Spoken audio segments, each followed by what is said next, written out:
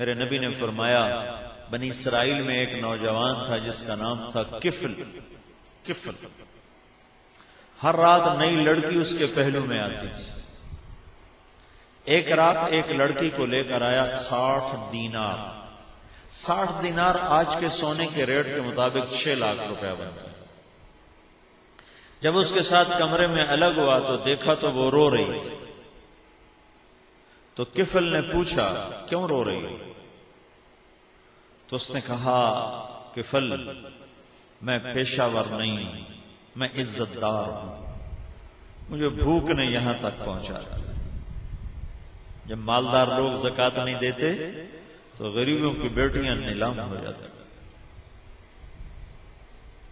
کیا ظلم و ستم ہے! یہ کوئی تھوڑا ظلم ہے کہ پیسہ ہو اور زکوٰۃ نہ دے، زمیندار ہو اور فصل کا عشر نہ دے. تو کفل کی آنکھوں میں آنسو آ.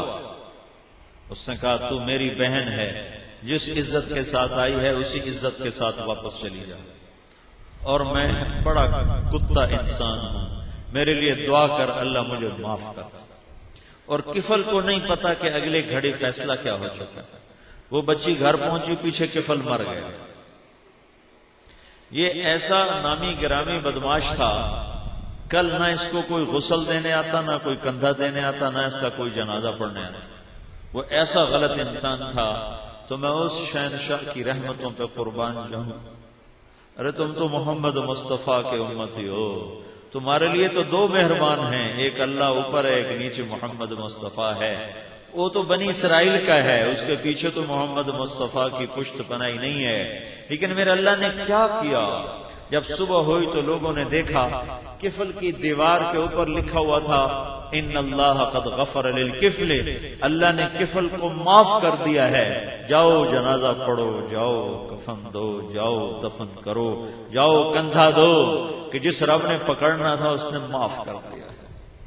میرے نبی نے فرمایا بنی اسرائیل میں ایک نوجوان تھا جس کا نام تھا کفل. ہر رات نئی لڑکی اس کے پہلو میں آتی تھی. ایک رات ایک لڑکی کو لے کر آیا 60 دینار. 60 دینار آج کے سونے کے ریٹ کے مطابق 6 لاکھ روپے بنتا ہے. جب اس کے ساتھ کمرے میں بڑا کتا انسان ہوں، میرے لیے دعا کر اللہ مجھے معاف کر. اور کفل کو نہیں پتا کہ اگلے گھڑی فیصلہ کیا ہو چکا. وہ بچی گھر پہنچی، پیچھے کفل مر گیا. یہ ایسا نامی گرامی بدماش تھا، کل نہ اس کو کوئی غسل دینے آتا، نہ کوئی کندھا دینے آتا، نہ اس کا کوئی جنازہ پڑھنے آتا. وہ ایسا غلط انسان تھا. الگ ہوا تو دیکھا تو وہ رو رہی تھی. تو کفل نے پوچھا کیوں رو رہی ہے؟ تو اس نے کہا کفل میں پیشہ ور نہیں ہوں، میں عزت دار ہوں، مجھے بھوک نے یہاں تک پہنچا. جب مالدار لوگ زکوٰۃ نہیں دیتے تو غریبوں کی بیٹیاں نیلام ہو جاتی. کیا ظلم و ستم ہے! یہ کوئی تھوڑا ظلم ہے کہ پیسہ ہو اور زکوٰۃ نہ دے، زمیندار ہو اور فصل کا عشر نہ دے. تو کفل کی آنکھوں میں آنسو آ.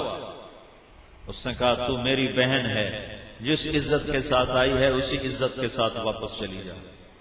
اور میں اس شہنشاہ کی رحمتوں پہ قربان جاؤں. ارے تم تو محمد مصطفیٰ کے امتی ہو، تمہارے لیے تو 2 مہربان ہیں، ایک اللہ اوپر ہے، ایک نیچے محمد مصطفیٰ ہے. وہ تو بنی اسرائیل کا ہے، اس کے پیچھے تو محمد مصطفیٰ کی پشت پناہی نہیں ہے. لیکن میرے اللہ نے کیا کیا؟ جب صبح ہوئی تو لوگوں نے دیکھا کفل کی دیوار کے اوپر